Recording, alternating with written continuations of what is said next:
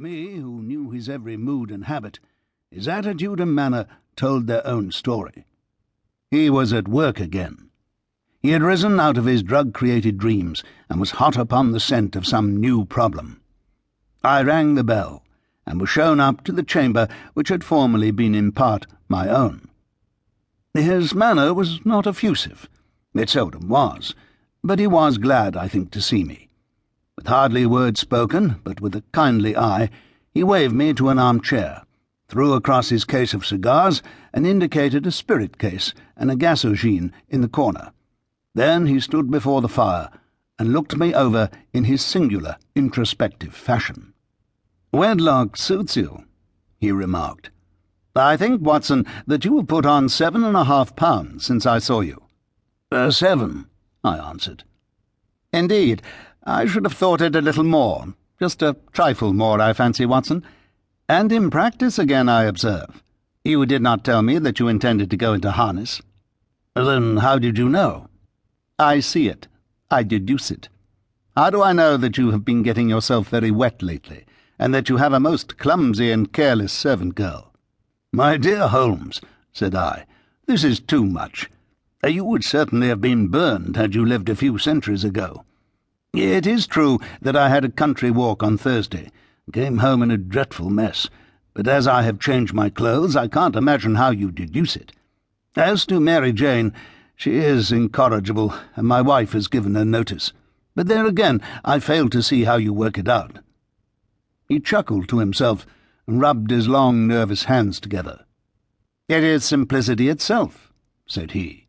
"My eyes tell me that on the inside of your left shoe, just where the firelight strikes it, the leather is scored by 6 almost parallel cuts. Obviously they have been caused by someone who has very carelessly scraped round the edges of the sole in order to remove crusted mud from it. Hence you see my double deduction, that you have been out in vile weather, and that you had a particularly malignant boot-slitting specimen of the London slavery. As to your practice, if a gentleman walks into my room smelling of iodoform, with a black mark of nitrate of silver upon his right forefinger, and a bulge on the right side of his top hat to show where he has secreted his stethoscope, I must be dull indeed if I do not pronounce him to be an active member of the medical profession." I could not help laughing at the ease with which he explained his process of deduction. "When I hear you give your reasons," I remarked, "the thing always appears to me to be so ridiculously simple that I could easily do it myself, though at each successive instance of your reasoning I am baffled until you explain your process. And yet I believe that my eyes are as good as yours." "Quite so," he answered, lighting a cigarette and throwing himself down into an armchair. "You see, but you do not observe. The distinction is clear. For example, you've frequently seen the steps which lead up from the hall to this room." "Frequently." "How often?" "Well, some hundreds of times."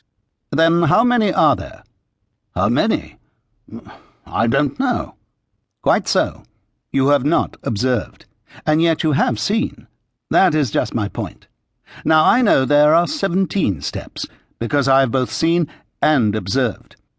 By the way, since you're interested in these little problems, and since you are good enough to chronicle 1 or 2 of my trifling experiences, you may be interested in this."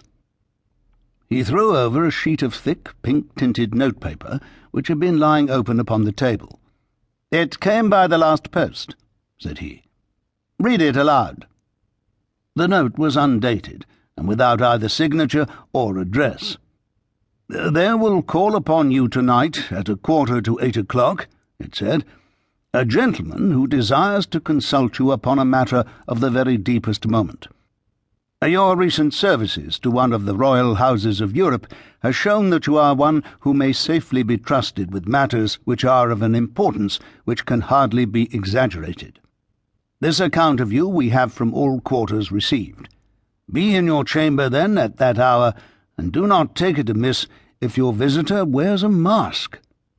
"This is indeed a mystery," I remarked. "What do you imagine that it means?" "I have no data yet. It is a capital mistake to theorize before one has data.